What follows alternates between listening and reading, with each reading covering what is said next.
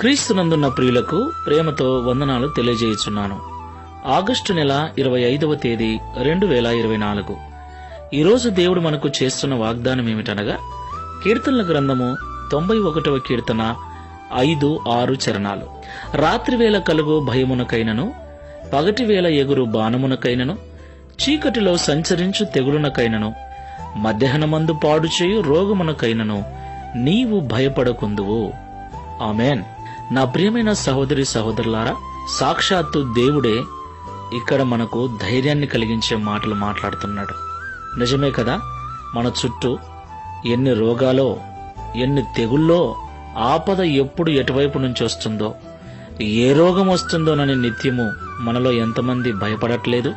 వాటి నుండి తప్పించమని ఎంతమంది దేవుళ్లకు మొక్కుకోవటం లేదు? నా ప్రియమైన సహోదరి సహోదరులారా, నిజమే, భయంకరమైన పరిస్థితుల్లో మనం ఉన్నాం. మనిషి ఆయుష్ తీరక మునిపే తనువు చాలిస్తూ ఉన్నాడు. దేవుడు మనకు సంపూర్ణమైన ఆయుష్ కాలాన్ని ఇచ్చాడు.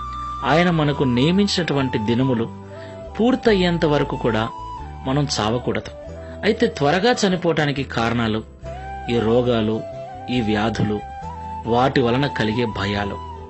అయితే ప్రభు అంటున్నాడు, వీటికి నీవు భయపడకుందువు అని.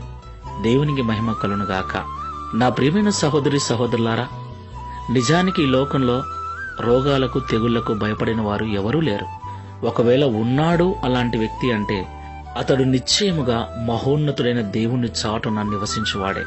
ఆయనే నాకు ఆశ్రయమని, ఆయనే నాకు కోట అని, ఆయనే నా కొండ, నేను నమ్ముకును నా దేవుడు నా దుర్గమని ఎవడైతే జీవిస్తున్నాడో ఆ వ్యక్తి మాత్రమే లోకములో దేనికి భయపడకుండా ధైర్యంగా ఉండగలడు.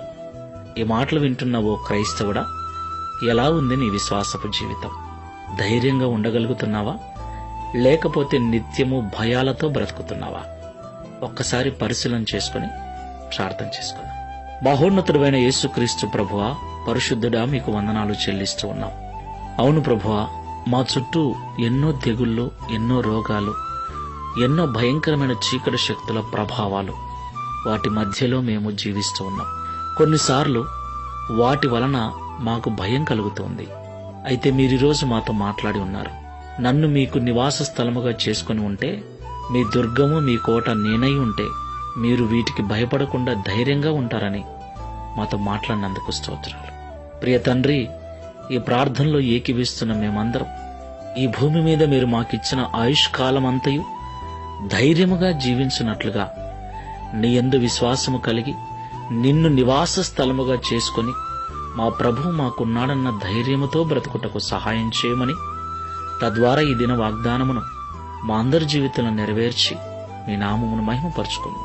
యేసుక్రీస్తు వారి నామములో ప్రార్థించి వేడుకుంటున్నాము తండ్రి.